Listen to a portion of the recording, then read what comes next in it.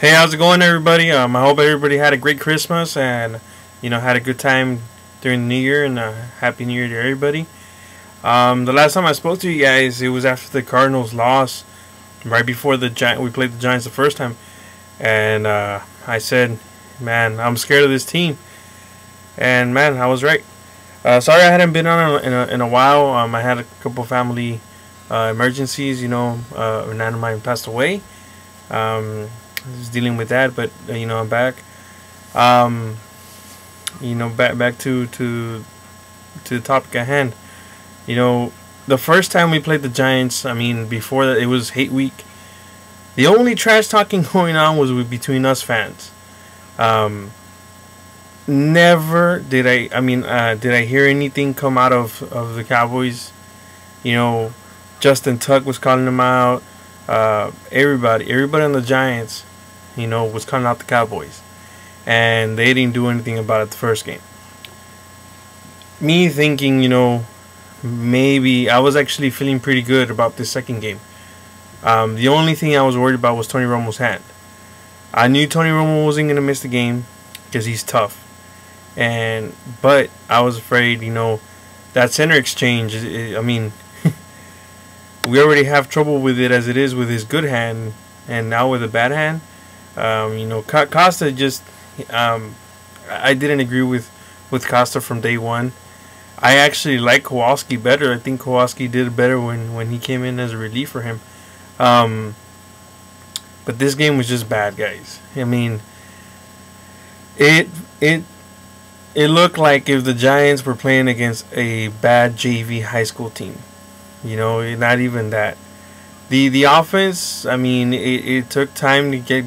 I guess Jason Garrett's game plan was, to kind of like run the clock out and keep Manning off the field, which is a good strategy. But when you're not calling good plays, you're seeing what they're doing. They're stopping the run, and you're being really conservative, and they're coming out attacking. That's one problem we had this whole season. That this whole team, not just Jason Garrett, like all of the coordinators, they weren't able to adjust. And one problem that I saw with Rob Ryan, since maybe like against the Miami team, around that game, no, even before that, I'm gonna say maybe 2-3 weeks before that he just couldn't adjust second half. He saw the game where I saw that was Philadelphia. There we go. I was trying to think. Philadelphia, he came out with those safeties deep. They were so far out they could go get hot dogs and come back, and that's how far out they were. And we were getting burned inside that whole middle area. They killed us that whole part, and he never adjusted to it. And that's one thing. I guess he's so high on his scheme that he believes it's gonna work. One problem was that he believes in the scheme, and the scheme does work when you have the right personnel. One thing that I saw from the very beginning, he kept saying when we hired him, he kept saying he has the most talented defense he's ever had. And I kept thinking to myself, well, who are you talking about? I thought Lee was probably going to be one of the main centerpieces. I really liked what I saw last year as rookie season. And Ware, of course, I knew he was talking about him, but other than him, who else are you talking about? Mike Jenkins, I know he has potential to be a really good corner, but he had a bad year.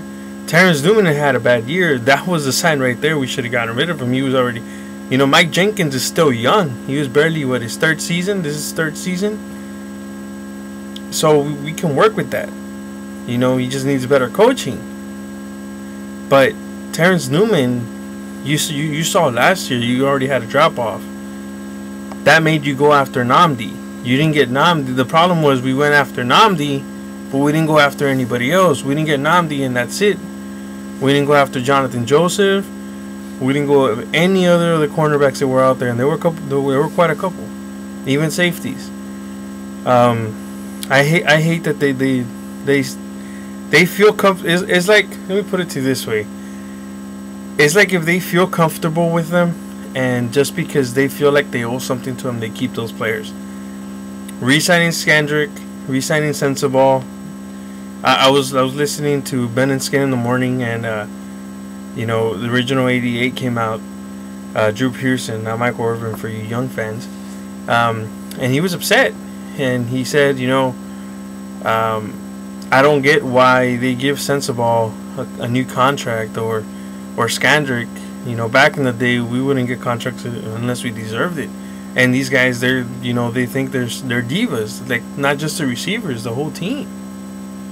The whole team thinks high of themselves. Which brings me to you, Teddy Williams. Which I didn't even remember you were on the team until you went out. Oh, and I didn't even read your tweet. It was DC Fanatic that posted it. You counted us out couch potatoes and bums. Fool, who thinks pays your checks? Well, not you, of course, because you don't play.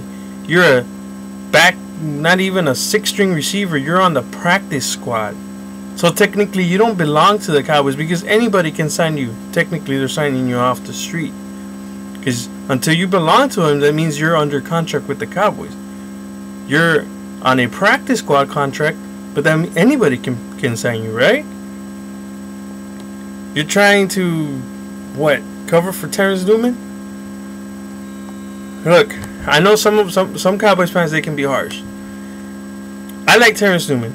He was great, back in the day. But over the last couple of years, he's regressed. All I want from him, which he hasn't done, is to say, you know what? I messed up. I was hurt. Whatever. Take accountability for your actions.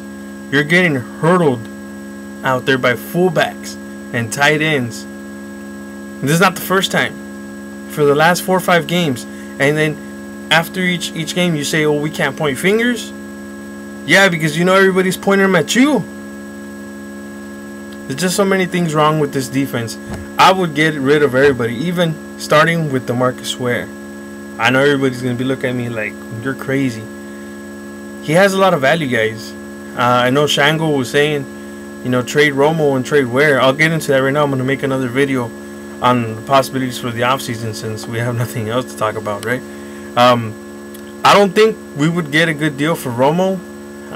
Maybe a 2nd or 3rd pick. I know the other teams would like to have Romo because they're not stupid like some of our fans. Romo's a good quarterback.